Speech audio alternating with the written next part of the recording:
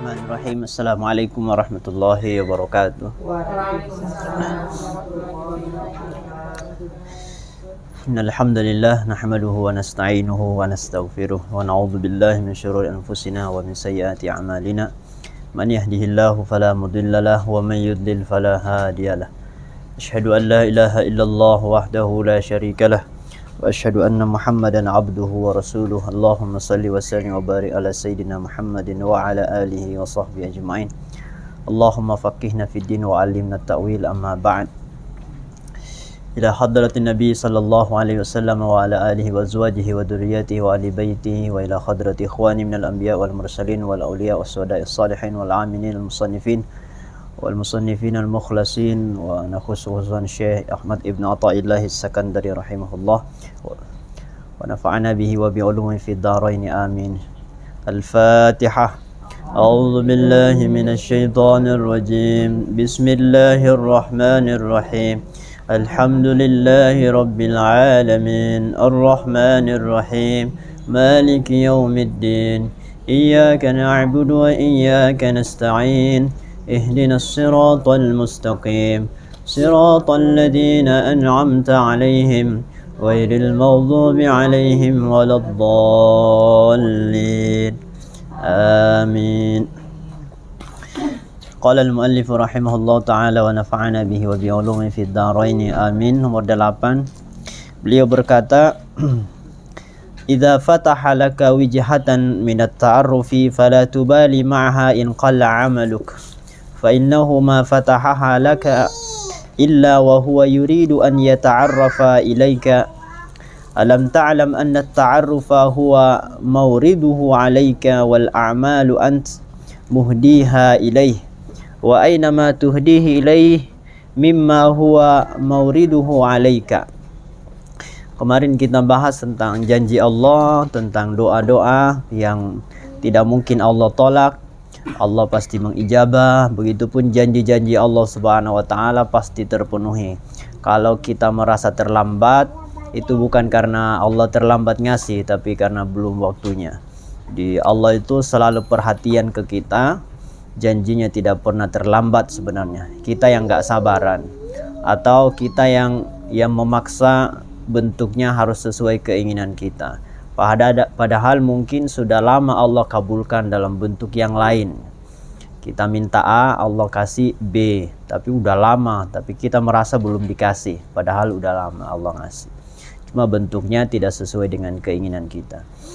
Jadi kemudian terakhir minggu yang lalu, pelajaran penting buat kita adalah saat kita doa, saat kita ibadah, sama ya, doa dan ibadah. Karena doa itu kan Allah pasti mengabulkan, amal Allah pasti menerima, Allah pasti ngasih ganjaran maksudnya.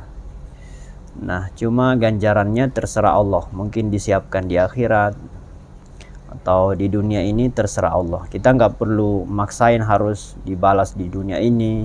Hanya kalau ibu sering sholat duha misalnya, kok saya nggak kaya-kaya gitu, nggak usah ngatur gitu. Pokoknya kita bersyukur bisa sholat gitu. Kita bersyukur bisa doa. Jadi yang terpenting adalah saat kita berdoanya, karena kita berjumpa dengan Allah, kita berdialog dengan Allah. Nah, itu yang mahal. Ini jadi orang yang nggak ngaji itu biasanya terlalu materialistik. Jadi walaupun doa, dia yang tetap yang ditunggu itu apa yang dia minta. Tapi orang yang mengenal Allah, orang yang ngaji, itu nggak penting lagi pengabulan doanya. Yang penting adalah saat doanya itu, karena berjumpa dengan Allah, dia bisa dialog dengan Allah Subhanahu wa taala. Walaupun Allah nggak mengabulkan, buat dia nggak masalah. Yang penting saya ketemu Allah. Nggak mungkin Allah memberikan kalau sudah waktunya. Allah pasti punya cara yang terbaik. Ini kan penting buat kita renungkan, karena terkadang kita tuh dalam hidup merasa jauh lebih pintar dari Allah itu. Kenapa ya Allah nggak ngasih? Kenapa? Nah, kenapa itu kan sebetulnya bentuk lain dari protes. Orang protes itu kan merasa dia lebih pintar dari yang dia protes. Ibu misalnya protes ke teman bawahan, itu kan karena menganggap dia melakukan kesalahan. Nggak mungkin kita protes kepada yang kita anggap benar. Semua yang kita protes itu karena kita anggap itu salah. Berarti kalau kita protes ke Allah, itu kan sama saja menyalahkan Allah. Di betapa tidak hormatnya. Makanya sudah, kita doa saja. Kabulkan tidaknya itu bukan urusan kita. Urusan kita itu berdoanya. Karena doa kita bisa berjumpa dengan Allah. Nah, itu yang kita bahas 2 poin sebelumnya. Nah, di sini topiknya agak berbeda ya. Jadi ini poin nomor 8 ini poin yang membuat kita itu jadi semangat gitu, Bu, dalam beragama. Jadi kalau selama ini, ya Allah, sholat saya kok nggak khusyuk ya. Kalau saya baca Quran kok nggak betah lama-lama gitu. Kalau baca WA sih ya betah lama-lama, tapi kalau baca Quran kok nggak bisa betah lama-lama. Jadi kita merasa amal saya kok kurang gitu. Tahajud nggak bisa rutin gitu. Bangun malam itu terasa berat. Jadi kita merasa ibadah kita kurang, sedekahnya kurang, ya, puasanya kurang. Nah, di sini dihibur dengan nasihat ini ya. Kata beliau, idza fataha laka wijhatan minat ta'arruf fala tubali ma'aha in qalla amaluk. Kalau Allah membukakan pintu ma'rifah ya. Jadi at-ta'arruf itu kearifan. Allah membukakan ketenangan lah buat kita ya. Allah membukakan kita jadi nikmat ibadah gitu, atau dekatlah dengan Allah. Jadi ma'rifah itu bisa berarti kita mengenal Allah. Kita merasa dekat dengan Allah Subhanahu wa taala karena mengenal Allah.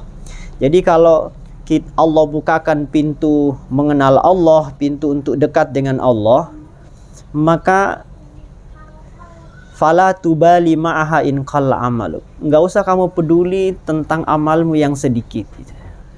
Jadi Allah itu bisa memuliakan hamba meskipun amalnya sedikit. Jadi jangan kita merasa tidak mungkin Allah memasukkan saya ke surga. Tidak mungkin Allah memberikan nikmat. Kayaknya nggak mungkin barokah rumah tangga saya. Kayaknya hidup saya nggak mungkin. Amal saya sedikit kok. Itu nggak boleh. Karena Allah itu kuasa memberikan kemuliaan, memberikan keberkahan, bahkan memberikan surga, memberikan ketenangan kepada siapa saja. Nggak peduli amalnya banyak apa sedikit. Jadi Allah bukan hanya memberikan kebahagiaan kepada orang yang amalnya banyak, tapi Allah memberikan kebahagiaan, Allah memberikan ma'rifah, Allah memberikan ketenangan, kedekatan kepada siapa yang Allah kehendaki. Jadi nggak peduli amalnya sedikit atau banyak. Jadi kita jangan putus asa gitu. Waduh ya Allah, kayaknya nggak mungkin saya masuk surga nih. Itu berarti menuduh Allah itu nggak maha rahman rahim. Ya, jadi kalau Allah membukakan jalan keselamatan, Allah memberikan jalan kedekatan kepada Allah, jangan merasa tidak layak karena sedikit amal. Jangan, mungkin bahasa kita, jangan minder dengan amal kita yang sedikit itu. Nggak boleh minder ya. Karena rahmat Allah itu luas. Kenapa kita jangan merasa putus asa, jangan minder dengan amal yang sedikit? Jadi kalau Allah memberikan kemuliaan, jangan minder, jangan putus asa meskipun amal kita sedikit. Kenapa? Fa innahu ma fatahaha laka illa wa huwa yurid an yata'arrafa ilaik. Karena Allah membukakan kebahagiaan itu, Allah memberikan kemuliaan, Allah memberikan keselamatan, Allah memberikan ma'rifah. Itu karena keinginan Allah, bukan karena prestasi amalmu. Jadi kalau Allah memberikan keberkahan misalnya, itu kita jangan kepedean, wah karena saya kerja keras gitu, atau karena gigi saya, sholat duha saya banyak, atau baca Quran saya banyak. Nggak boleh kita bangga dengan amal, karena prestasi yang kita peroleh itu benar-benar murni pemberian Allah saja. Jadi semakin bersyukur. Jadi nggak boleh kita merasa bangga dan apalagi sombong ya. Jadi amal kita sedikit atau banyak itu bukan itu ukurannya. Jadi Allah memberikan kemuliaan itu karena Allah saja, bukan karena prestasi kita, atau kalau Allah memberikan kepada yang sedikit amalnya, ya karena Allah Maha Kuasa. Jadi bukan karena amal. Nggak ada hubungannya dengan amal kita, dengan prestasi kita, dengan kekuatan kita. Alam ta'lam anna at-ta'arrufa huwa mawriduhu 'alaik wal a'malu anta muhdiha ilaih. Apa kamu nggak tahu itu bahwa pintu ma'rifah, kedekatan dengan Allah, mengenal Allah itu semata-mata pemberian Allah, hadiah Allah, muriduhu alaik, pemberian Allah saja kepadamu. Adapun amalmu, adapun perbuatanmu, adapun amalmu itu pemberianmu, persembahanmu kepada Allah. Jadi amal kita itu bukan tujuannya supaya Allah ngasih gitu, ngasih kemuliaan, ngasih ilmu, ngasih kebijaksanaan, ngasih keselamatan. Ini akidah yang halus, Bu, tapi memang jarang sih dibahas. Jadi kita itu kalau beramal sesungguhnya ya, tapi nggak usah disampaikan ke ibu-ibu yang lain gitu. Karena ini suka disalahpahami. Kita beramal itu bukan supaya Allah ngasih, bukan. Kita beramal itu yang mempersembahkan ke Allah saja. Karena kalau Allah ngasih sesuai amal kita, itu sedikit banget, Bu, yang kita terima. Makanya itu ada ungkapan semua manusia yang masuk surga itu semuanya masuk surga karena rahmat Allah, bukan karena amalnya. Coba itu. Jadi nggak ada, bahkan Rasulullah udah sampaikan itu, nggak ada orang masuk surga karena amalnya. Tapi semua manusia yang masuk surga itu masuk surganya karena rahmat Allah, karena kemurahan Allah, karena Allah kasihan lah gitu mungkin. Allah sayang, bukan karena amalnya. Itu bahkan ada riwayat ya. Ada riwayat, ada orang, Bu, amalnya banyak. Amalnya banyak, itu Nabi yang cerita. Amalnya banyak, nanti di akhirat ketika malaikat mengumumkan semua orang yang masuk surga karena rahmat Allah, bukan karena amalnya. Dia protes. Enggak, saya ya percuma dong saya beramal kalau saya masuk surga karena rahmat Allah. Berarti amal saya sia-sia, nggak dipakai gitu. Enggak, saya mau masuk surga karena amal saya. Oh, saya capek-capek beramal. Enak aja saya capek-capek sholat, ngaji. Masa masuk surga nggak pakai amal? Ya percuma. Saya mau masuk surga karena amal. Maka kata Allah, oke, kalau Anda mau masuk surga karena ngotot pengen masuk surga karena amalmu, oke, sekarang ditimbang. Itu dalam riwayat itu ditimbang amalnya yang puluhan tahun itu ditimbang. Itu semua amalnya ditimbang dengan rahmat Allah, nikmat Allah yang dia terima selama di dunia. Dalam riwayat itu disebutkan, baru yang ditimbang itu biji matanya sebelah. Ini kan nikmat nih. Kita dapat melihat kan nikmat Allah. Itu ditimbang mata sebelah dengan amal yang puluhan tahun, macam-macam, doa haji, umroh, ngaji, puasa, sholat.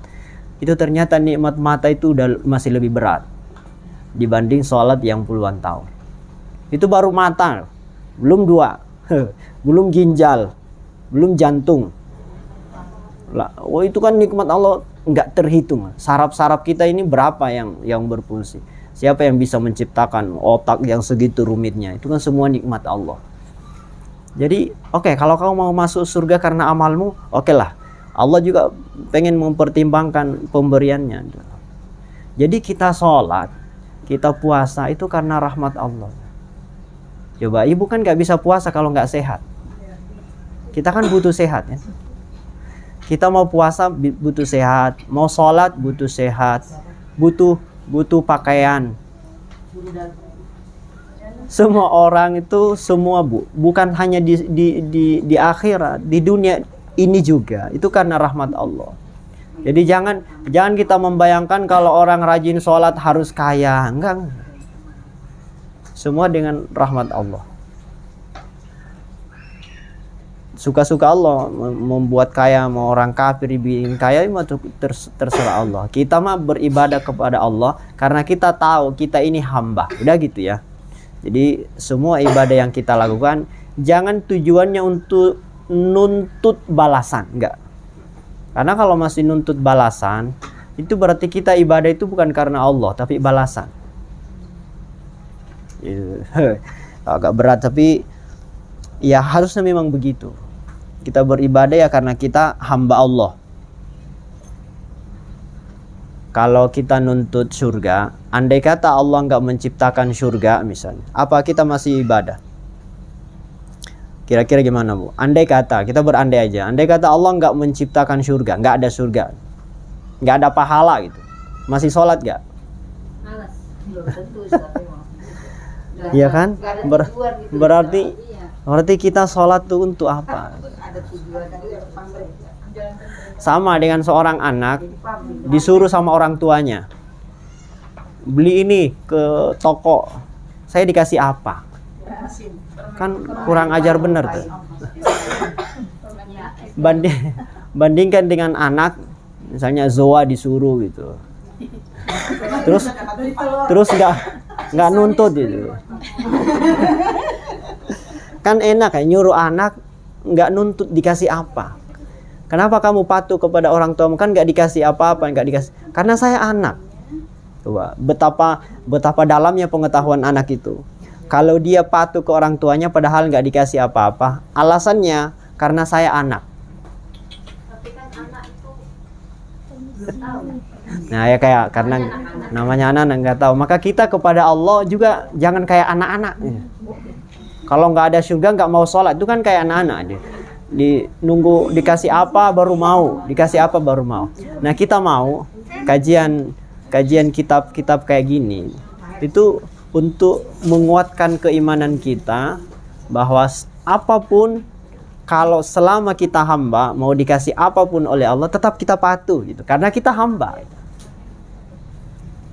Maka di kitab Syarah Hikam itu ada riwayat, bahkan di kitab Imam Ghazali ya, ada ungkapan begini Bu, kata para ulama itu yang bersih hatinya, yang benar-benar ikhlas. Itu katanya, kalaupun saya masuk neraka, kalaupun saya pasti masuk neraka, udah saya tahu bahkan bahwa saya masuk neraka, saya tetap beribadah. Walaupun saya tahu saya masuk neraka. Kita kan nggak tahu kan? Ya udah, karena nggak tahu ya udah patuh ke Allah, ibadah supaya masuk surga. Tapi kata ulama ini, kalaupun saya tahu bahwa saya masuk neraka, saya tetap beribadah. Karena saya lebih suka masuk neraka padahal saya ibadah daripada masuk neraka karena saya nggak ibadah. Paham nggak? Ya. Jadi nggak apa-apa masuk neraka, yang penting saya beribadah. Karena kalau saya masuk neraka karena nggak ibadah, saya pasti nyesal. Allah, coba kalau saya ibadah. Tapi kalau saya tetap ibadah, tetap masuk neraka, saya nggak nyesal walaupun masuk neraka. Jadi nggak menyesali dirinya. Jadi udah, kita beribadah, nggak mungkin Allah menyanyiakan amal kita, itu nggak mungkin. Nggak mungkin Allah menyanyiakan amal. Maka kita nggak perlu niatkan yang macam-macam. Kita patuh ke Allah ya karena kita hamba. Jadi kata Imam Ibnu Athaillah di sini, kalau Allah membukakan pintu ma'rifat itu kearifan, mengenal Allah gitu. Walaupun dosanya banyak, jangan peduli ya. Jangan merasa minder, jangan merasa putus asa. Kalau Allah membukakan ketenangan kepadamu, jangan putus asa karena sedikit amal. Jadi jangan merasa, oh saya nggak mungkin masuk surga, amal saya sedikit. Saya nggak mungkin dikasih keberkahan karena amal saya sedikit. Saya nggak mungkin bahagia lahir batin. Saya nggak mungkin dimuliakan oleh, nggak boleh. Saya kan bukan kiai, saya bukan wali, saya nggak bangun pesantren, saya nggak punya ini macam-macam. Nggak bisa, karena Allah bisa memuliakan kepada siapa saja, meskipun amalnya sedikit. Yang penting itu ketulusannya, Bu. Kita kan masih ingat cerita yang disampaikan Rasulullah, seorang pelacur itu bisa diampuni. Itu hanya menolong anjing, bayangin. Hanya karena menolong anjing yang kehausan. Karena ketulusannya itu diampuni semua dosanya.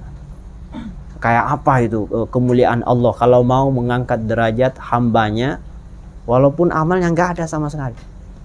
Tiap siang malam maksiat, tapi karena punya nilai ketulusan, Allah membalas itu. Atau riwayat yang biasa kita baca, seorang perempuan yang masuk neraka padahal ahli ibadah, hanya karena membunuh kucing. Kucing dikurung, nggak makan, mati. Kata Rasulullah dia masuk neraka padahal dia ahli ibadah. Ada lagi yang lain, ada sahabat menyampaikan, ya Rasulullah, ini ada tetangga saya, ibu-ibu majelis taklim, tapi tetangganya diomel mulu, nggak ada yang akur sama dia gitu. Pokoknya musuhan sama semua tetangganya gitu. Tapi dia rajin sholat sih, rajin ibadah, rajin puasa, tapi selalu nyakitin hati tetangga.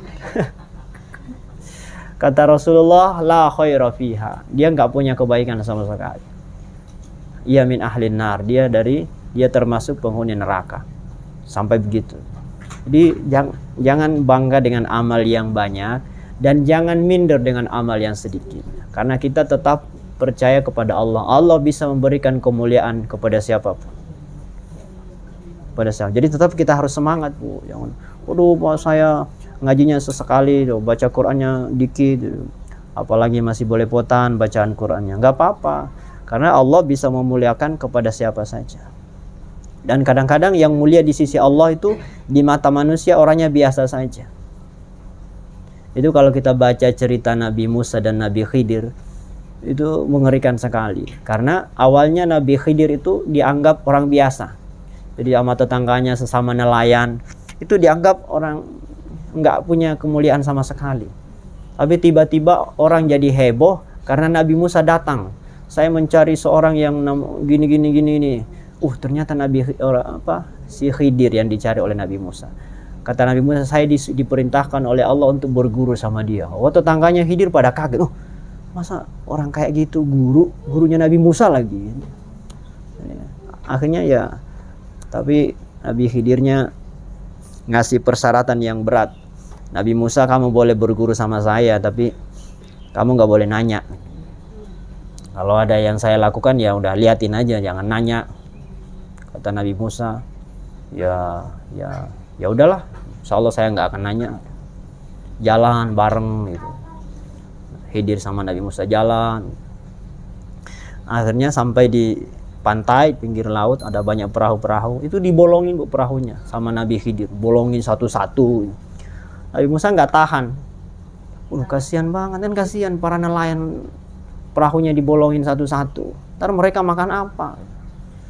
Wahai Nabi Khidir, ngapain dibolongin tuh perahu? Kasihan para nelayan tuh. Mereka pencahariannya nyari ikan kok dibolongin perahunya. Kata Nabi Khidir, kan udah saya bilang jangan nanya. Ya udah, maaf ya Allah, lupa saya kalau nggak boleh nanya, lupa karena nggak tahan. Ya udah, apa-apa, tapi jangan nanya lagi. Oke, baik, jalan. Itu sampai di satu kampung ada anak kecil, Bu. Anak kecil langsung dijewer, mati seketika sama Nabi Khidir. Wah, nggak tahan lagi Nabi Musa. Ya Allah, ya Khidir, ini kan anak nggak berdosa. Salah apa anak itu kok dibunuh seketika? Udah saya bilang jangan nanya. Nggak boleh nanya, kok malah nanya terus. Oh iya, maaf, lupa. Nah, yang ketiga, tapi kata Nabi Musa yang kedua, kesalahan kedua itu, kata Nabi Musa, kalau saya masih nanya sekali lagi, udah jangan dimaafin lagi. Insya Allah saya nggak nanya lagi. Kalau saya masih nanya lagi, udah hukumlah saya. Saya berjanji nggak akan nanya lagi. Tapi ketika datang ke suatu tempat, ternyata orang itu, Bu, Nabi Musa minta minum, nggak ada yang ngasih minum. Minta berteduh, nggak ada yang ngasih tempat berteduh. Dimusuhin sama penduduk itu, nggak ada yang mau nolongin. Padahal haus banget, nggak ada yang mau ngasih minum. Kesal Nabi Musa, kurang ajar ini penduduk negeri ini. Kita minta tolong nggak ada yang mau ngasih nolong. Nah, akhirnya di kampung itu Nabi Musa dan Khidir ngelihat ada pagar tembok mau roboh. Kasihan. Itu diperbaiki, Bu. Diperbaiki sama Nabi Khidir, Nabi Musa diperbaiki. Dibangun lagi sampai yang mau roboh akhirnya bagus lagi. Kata Nabi Musa, wah, bagus ini kalau kita minta bayaran sama mereka, pasti kita dapat bayaran. Enak aja kita minum nggak dikasih, makan nggak dikasih, malah temboknya malah diperbaiki. Pasti mereka bisa ngasih imbalan. Kata Nabi Khidir, nggak usah. Kita pergi aja meninggalkan. Oh, jangan begitu. Kan saya bilang jangan bertanya, jangan protes. Akhirnya kata Nabi Khidir, udah, karena kamu nggak lolos, kita pisah saja. Kamu nggak lolos jadi murid saya. Lalu Nabi Khidir menyampaikan hikmahnya. Kenapa saya membolongi perahu tadi? Karena setelah kita pergi, itu ada raja yang zalim datang merampas semua perahu-perahu para nelayan kecuali yang dibolongin tadi. Jadi perahu yang kita bolongin tadi itu selamat, nggak dirampas oleh raja zalim itu. Orang yang kita bolongin perahunya tadi itu nyari-nyari kita, pengen berterima kasih. Begitu. Karena Nabi Khidir tahu apa yang akan terjadi nanti. Terus anak kecil yang kita bunuh tadi, itu kalau anak itu kita biarkan hidup, nanti kalau dia besar dia akan jadi murtad dan jadi orang kafir dan akan mencelakakan orang tuanya, akan merusak kampung, akan merusak agama Allah. Mending dia mati saat kecil sebelum dia kafir. Dia masuk surga daripada nanti dibiarkan besar, dia akan jadi orang kafir dan masuk neraka. Oh gitu. Tadi tembok yang kita bangun itu, pagar, itu di bawahnya ada harta karun. Ada emas, berlian, banyak itu. Dan itu yang punya masih kecil. Yang punya anak yatim masih kecil. Kalau itu nggak dibangun, nanti runtuh tembok itu, kelihatan hartanya, diambil sama orang. Kasihan anaknya masih kecil. Jadi biasanya jangan kita melihat lahiriahnya ya. Jadi pesan dari kisah Nabi Khidir dan Nabi Musa itu, kita jangan melihat penampilan fisik, kelihatan soleh, kelihatan banyak sumbangan, kelihatan kaya, boleh.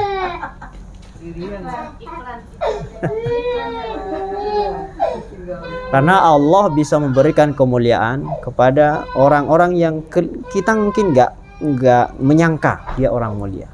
Makanya kayak kiai-kiai di kampung, orang-orang di kampung itu yang pakaiannya biasa saja, nggak ada kemuliaan sama sekali. Bisa jadi mereka adalah wali-wali Allah. Mereka sholatnya di pematangan sawah, di kebun, ya nggak pernah pakai sorban, nggak pernah, ya biasa orang-orang kampung itu. Tapi mereka punya keyakinan kepada Allah. Bisa jadi mereka orang-orang yang dekat dengan Allah. Jadi kita jangan merasa hebat, merasa mulia dengan penampilan yang islami misalnya, dan jangan menghina orang lain. Itu ya. Jadi jangan peduli dengan amal yang sedikit kalau Allah memberikan kemuliaan.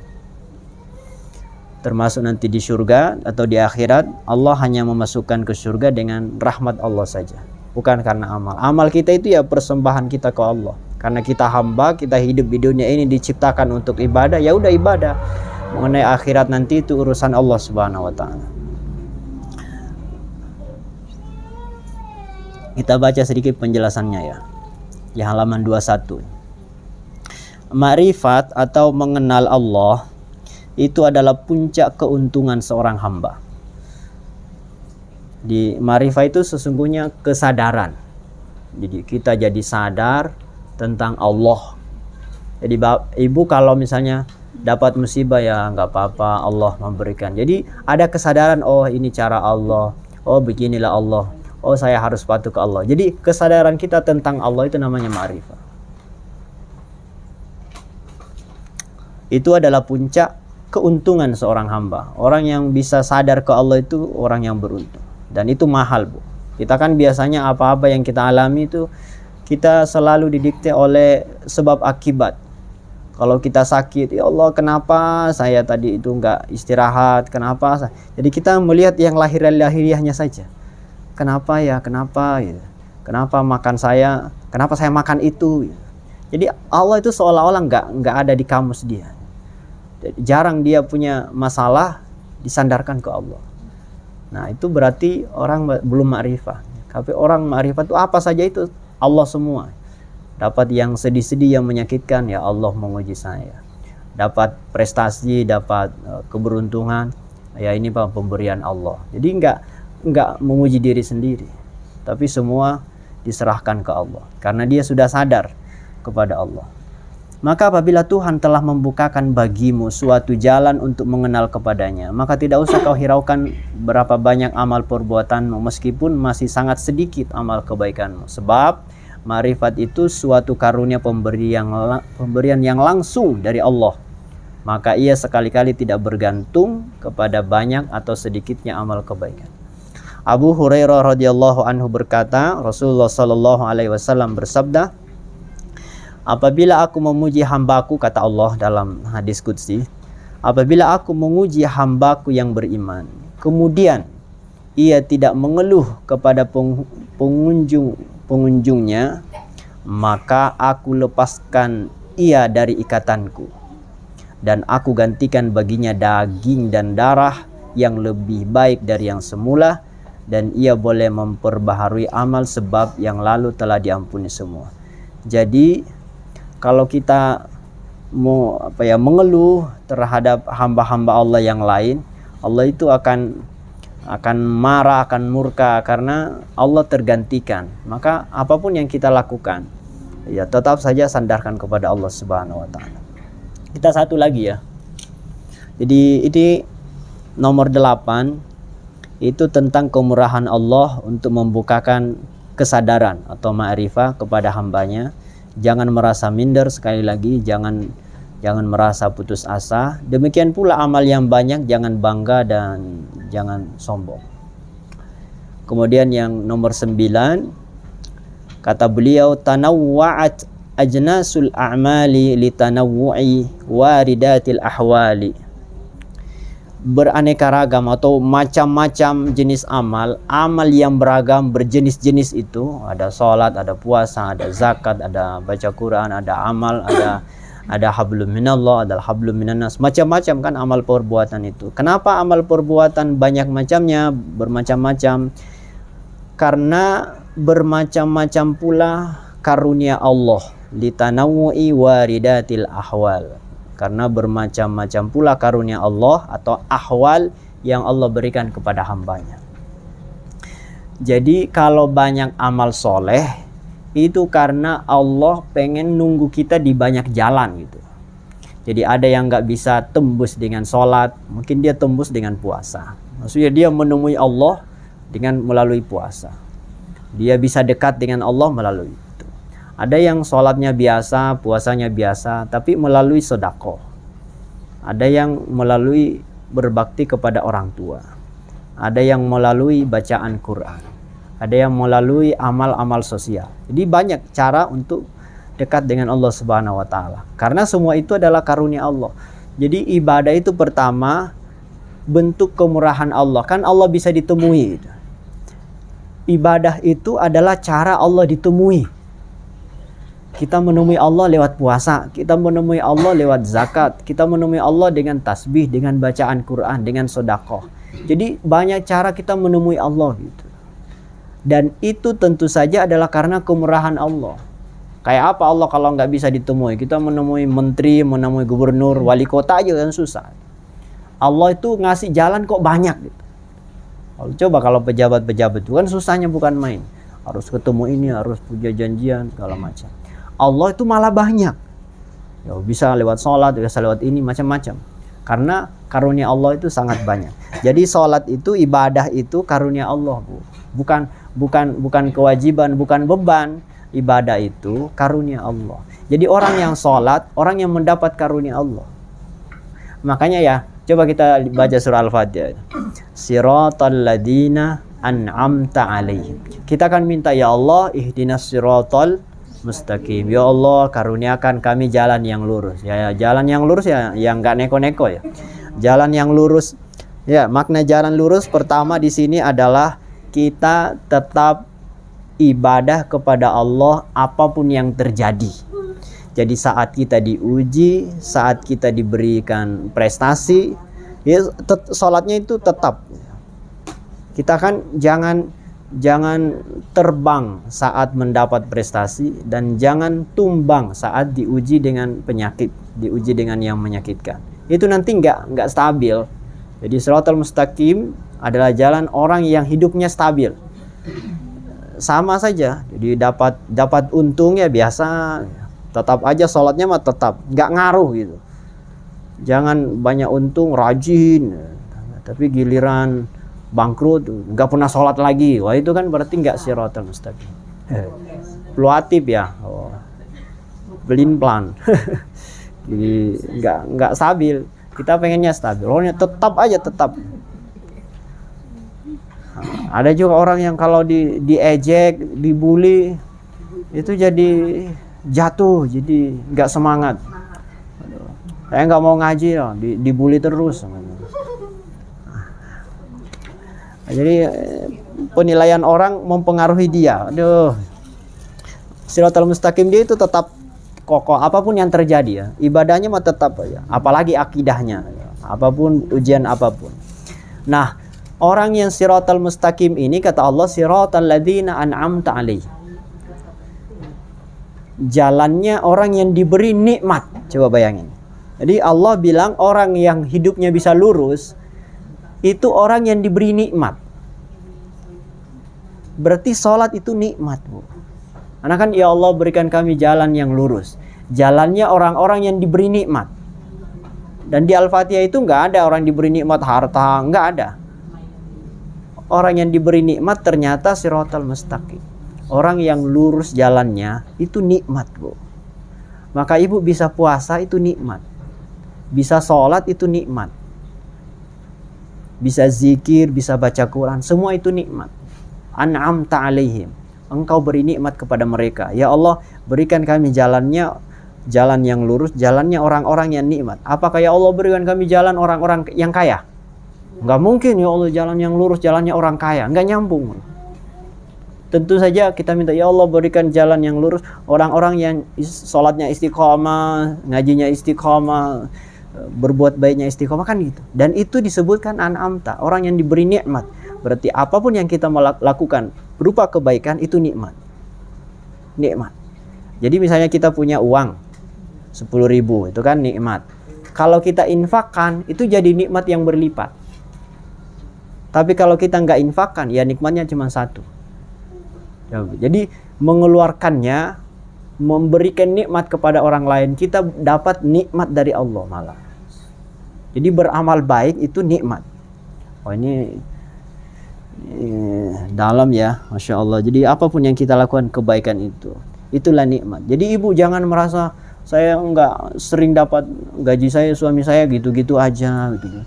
Berarti saya nggak dapat. Bukan, nikmat itu ibu bisa ibadah, itu nikmat. Kayak apa nanti kalau kaya raya malah nggak pernah ngaji, malah nggak pernah silaturahim. Oh, sibuknya mau jalan-jalan represi, terus keluar kota, keluar negeri. Udah ya, kenikmatan itu yang sesungguhnya justru saat berbuat baik. Ini ilmu di sini ya. Jadi justru kebahagiaan yang sesungguhnya, nikmat yang sesungguhnya adalah ketika kita bisa berbuat baik. Ibu bisa ke masjid, bisa zikir, bisa pengajian, bisa apa. Itu ya, justru itu ya nikmat itu. Dan itulah yang disebut oleh Allah an'amta alaihim. Engkau beri nikmat kepada mereka. Ya Allah berikan kami jalan untuk berbuat baik karena mereka lah orang-orang yang engkau beri nikmat kepada mereka. Itulah nikmat yang sesungguhnya. Kalau harta kan belum tentu nikmat. Bisa jadi niqmah. Niqmah itu ya siksaan. Makanya Imam Al-Ghazali itu pernah bikin ilustrasi, Bu. Pernah saya sampaikan ya. Jadi harta itu kalau halal ya, itu seperti masakan yang sudah diludahi. Kalau makanan harta yang haram seperti masakan yang sudah diracuni, sudah diturunin racun. Ibu mau makan yang mana? Mau menikmati yang mana? Yang ada racunnya atau yang ada ingusnya? Cuma kata beliau, cuman kita nggak lihat ingusnya, nggak lihat racunnya. Jadi butuh orang yang ngerti. Nah, orang yang punya cahaya, punya mata batin, dia nggak akan tertarik dengan harta kecuali ala qadril haja, kecuali sesuai kebutuhan. Nggak mau banyak-banyak karena jijik kan, orang yang ada ingusnya kan kita jijik. Tapi kalau kita kelaparan ya dimakan juga. Wow, daripada kita mati ya. Hartanya begitu, daripada kita mati udah dapat aja nyari kerja gitu supaya kita bisa bertahan hidup, bisa ibadah lah gitu. Tapi kalau harta haram itu kayak yang ada racunnya ya, kalau kita tahu nggak mungkin kita ambil. Tapi kan banyak orang nggak ngerti, orang nggak tahu ya diambil aja, korupsi segala macam, akhirnya ya mencelakakan dirinya. Jadi tanawwa'at ajnasul a'mal li tanawwu'i waridatil ahwal. Banyaknya amal itu karena banyaknya karunia Allah. Semakin banyak kebaikan yang kita lakukan, berarti semakin banyak kebaikan yang Allah berikan. Semakin banyak kebaikan yang kita lakukan, berarti semakin banyak nikmat Allah yang Allah berikan kepada kita. Bersyukur tuh. Jadi kalau makin banyak kebaikan, ya Allah saya disuruh ini, disuruh macam-macam, saya disuruh, masa saya semua gitu. Justru kalau banyak kebaikan yang kita lakukan, berarti banyak nikmat yang kita terima. Jangan merasa berat, ya Allah kok banyak banget ya, udah disuruh sholat, sholatnya banyak banget lagi, ngaji segala macam. Karena dia nggak nikmatin. Tapi kalau kita nikmatin, itu sebagai nikmat dari Allah Subhanahu Wa Taala. Enak itu. Nikmat tuh. Ya mudah-mudahan Allah membimbing kita semua. Jadi enak nih ngajinya, ringan-ringan hari ini ya. Memberi semangat lah. Jadi kalau amal kita sedikit, jangan putus asa. Amal kita juga banyak, jangan kita sombong. Karena amal itu, penyakitnya amal itu dua. Ria dan ujub. Udah pernah saya jelasin. Ibu masih ingat nggak bedanya ria sama ujub? Sama ya? Jadi ria itu pamer, Bu. Kalau ujub itu puji diri. Apa bahasa Jawanya puji diri itu? Jadi takjub terhadap diri sendiri, muji diri sendiri. Jadi kalau ria itu minta orang muji dia, tapi kalau ujub dia yang memuji dirinya sendiri. Begini, kenapa kita nggak boleh ria? Kan nggak apa-apa kan ria sebenarnya. Kenapa kita nggak boleh? Karena kita menghilangkan Allah. Kita kan berbuat amal itu kan tujuannya untuk Allah. Sementara orang yang ria itu mengharap dari selain Allah. Jadi kayak orang musyrik. Makanya ada yang bilang ria itu musyrik kecil. Karena menganggap ada balasan dari selain Allah. Pujian itu, dia mengharap pujian dari orang. Mestinya innal hamda lillah atau alhamdulillah, kan pujian milik Allah. Loh, kenapa dia minta dipuji oleh orang? Berarti dia mengharap pujian dari selain Allah. Mestinya yang mengharap pujiannya dari Allah saja. Kenapa mengharap dari yang lain? Nah, itu pelanggarannya orang ria. Terus kalau orang ujub, apa salahnya kita memuji diri kita sendiri? Kita kan sholat, terus kita mau alhamdulillah saya sholat. Kita sodako, oh saya sodako. Salahnya di mana? Kan kita memuji sesuai apa ya? Sesuai kenyataan gitu. Kita banyak berbuat baik, kita anggap diri kita berbuat baik. Apa salahnya? Nah, kata ulama, salahnya orang yang ujub karena ketika dia berbuat baik, dia anggap berbuat baik itu merupakan prestasi dia. Padahal orang berbuat baik itu karena dituntun oleh Allah gitu. Jadi kalau kita berbuat baik, mestinya kita bersyukur kepada Allah, bukan membanggakan diri gitu. Karena kita berbuat baik kan tadi kita mau sholat, butuh pakaian. Pakaian siapa yang ngasih? Allah. Kita butuh kesehatan, siapa yang ngasih sehat? Allah. Kita butuh waktu, siapa yang ngasih waktu? Jadi coba semuanya Allah. Lalu prestasi kita di mana?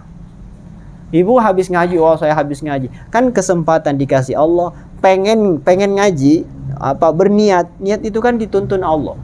Ibu kalaupun sehat, kalaupun kuat, nggak ada pekerjaan, kalau Allah nggak ngasih hidayah, nggak mungkin berniat. Pasti ya, ngapain sih ngaji? Sesarudin itu kalau ngaji suka ngaur aja. Mending di rumah aja dengerin YouTube kan. Sama aja. Jadi bisa saja kita nggak mau beramal padahal kita bisa. Jadi kita mau beramal itu karena diberi taufik oleh Allah. Taufik itu bimbingan, kita mau melakukan kebaikan. Makanya ya Allah, ihdinas siratal mustaqim, tuntun kami, gitu kan? Kita kan minta, ya Allah tuntun kami ke jalan kebaikan, ke jalan yang lurus. Jadi kalau kita mau ngaji, Allah yang nuntun. Kita mau sholat, Allah yang nuntun. Terus prestasi kita di mana saat kita berbuat baik? Nah, maka nggak bisa kita ujub karena kita berbuat baik karena dituntun oleh Allah Subhanahu Wa Taala sepenuhnya. Kita hanya menjalankan apa yang Allah gariskan. Cuman nanti ini agak berat Bu ya, tapi nggak apa-apa saya sampaikan di awal. Ada pemahaman namanya Jabariyah. Jadi ada istilah Qadariyah, ada Jabariyah.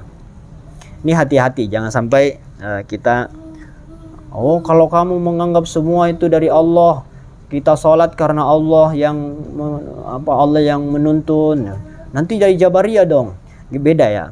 Jadi Jabariyah itu pemahaman atau keyakinan yang menganggap semua yang terjadi itu karena Allah semata, manusia tidak punya pilihan.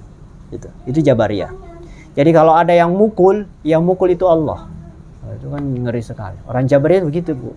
Jadi kalau ibu misalnya mencuri, bukan saya mencuri, Allah yang mencuri. Karena saya mau mencuri itu karena Allah. Jadi semua yang buruk-buruk juga Allah gitu. Itu Jabariyah begitu. Kalau saya nggak sholat, ya karena Allah nggak mengizinkan saya sholat. Allah semua, mau baik mau buruk, Allah semua. Itu orang Jabariyah.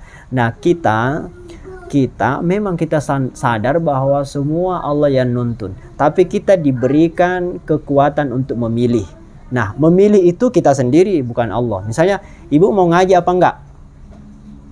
Yang memilih itu Allah hanya memberikan hidayah, taufik, silakan ngaji, mendorong kita berbuat. Tapi yang menentukan tetap kita. Ibu jangan bilang, kenapa ibu nggak ngaji? Ya karena Allah menakdirkan saya nggak. Yo. Kenapa nggak sholat? Ya Allah menakdirkan saya nggak sholat. Itu Jabariyah begitu. Jadi semuanya Allah. Padahal Dia yang menentukan. Jadi Allah menuntun kita untuk sholat, tapi untuk menentukan kita sholat apa enggak itu diri kita. Nah itu Ahlus Sunnah yang kita anut ya, keyakinan. Jadi Allah menuntun, tapi yang menentukan, yang memilih kita, diberikan oleh Allah kebebasan untuk memilih beramal atau tidak. Mencuri, orang yang mencuri itu izin Allah, tapi dia yang menentukan akan mencuri. Bukan Allah, mencuri kamu, bukan. Dia sendiri yang mau. Cuma kalau kamu mau mencuri, Allah izinkan. Allah ngasih kekuatan, Allah takdirkan gitu ya. Itu bedanya ya. Jadi kalau ada yang bilang itu Jabariyah, kalau kita sholat karena Allah yang nyuruh sholat, kita puasa karena Allah. Itu bukan Jabariyah. Kalau Jabariyah itu ya Allah semua, berbuat buruk Allah juga. Kalau Ahlus Sunnah tetap Allah yang ngasih hidayah, tapi yang menentukan kita berbuat atau enggak itu keputusan kita.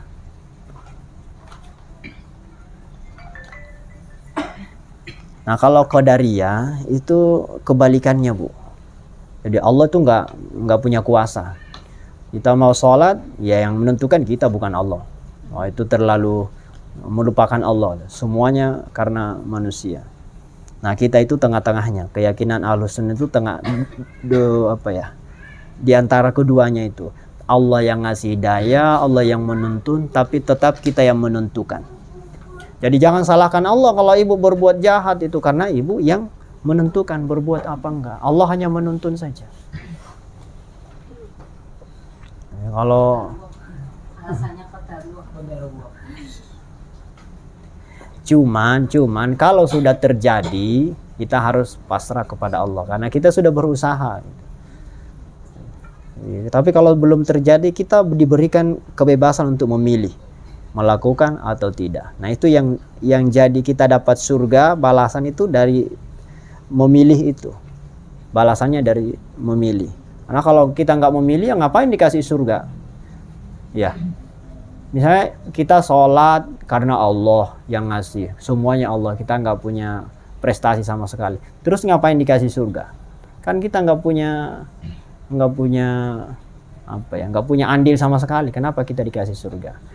Maka kita simpulkan bahwa kita beramal, betul Allah yang menuntun, tapi kita yang menentukan melakukan atau tidak.